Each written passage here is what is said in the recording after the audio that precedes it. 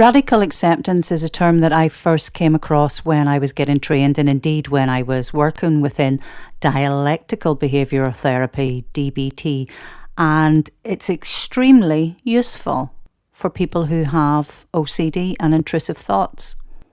It has been integrated into mindfulness-based approaches such as mindfulness-based cognitive therapy and acceptance and commitment therapy. But rather than jump straight into it, I like to explain what it is and where it comes from first.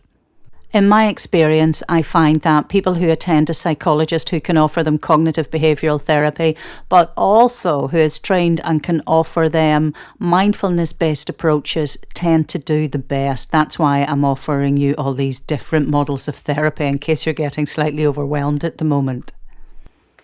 Radical acceptance, to be honest with you, it sounds a little bit silly at the start, but once you get your head around it, it's life-changing, and I don't say that lightly. I use it in my own personal life. It is astounding, and the best way that I can explain this is to give a little example. This is Mary, and she has OCD, and she spends an awful lot of time thinking about it. Why did this happen to me? Will it ever go away? Did I do something bad in the past to make this happen to me now? What if the thoughts are true? I mean, they're in my head, so they must be true. How do I know I won't act on them? What do I need to do to make sure nothing bad happens?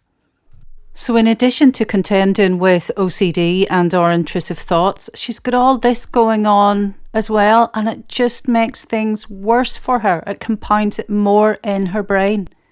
And also because she thinks it all means something, she's more likely to get stuck. Her anxiety levels are more likely to spike, and then she's into carrying out compulsions or avoiding people, places or things. It's difficult for her to move on.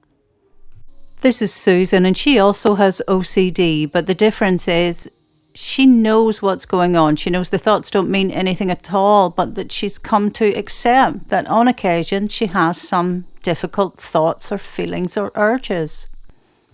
Susan has been taught to radically accept that whatever happens, it's OCD and it does not mean anything. It's just OCD. So she's able to manage that anxiety spike, and it doesn't come that often now.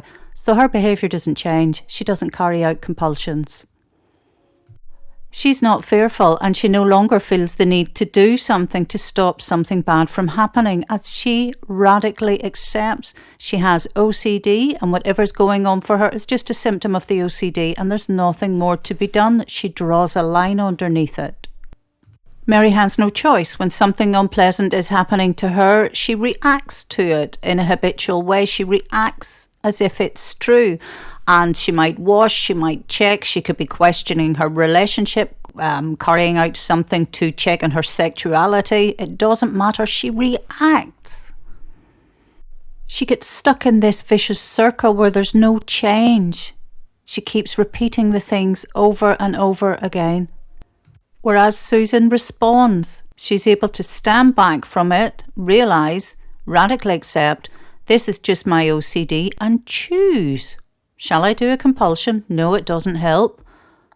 Choose to carry on with whatever she's doing, and it starts to lose its power.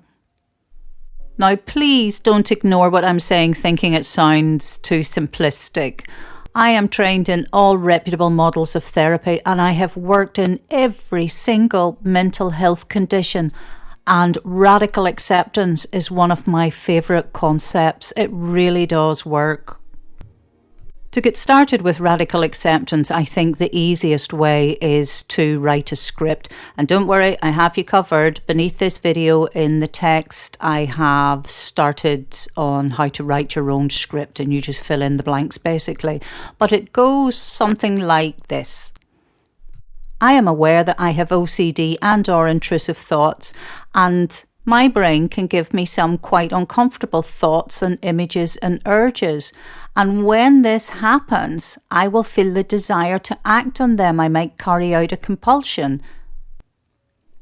This could involve washing, cleaning, checking, analysing my relationship, checking my sexual identity. But I choose not to act on that. I choose to do something else instead.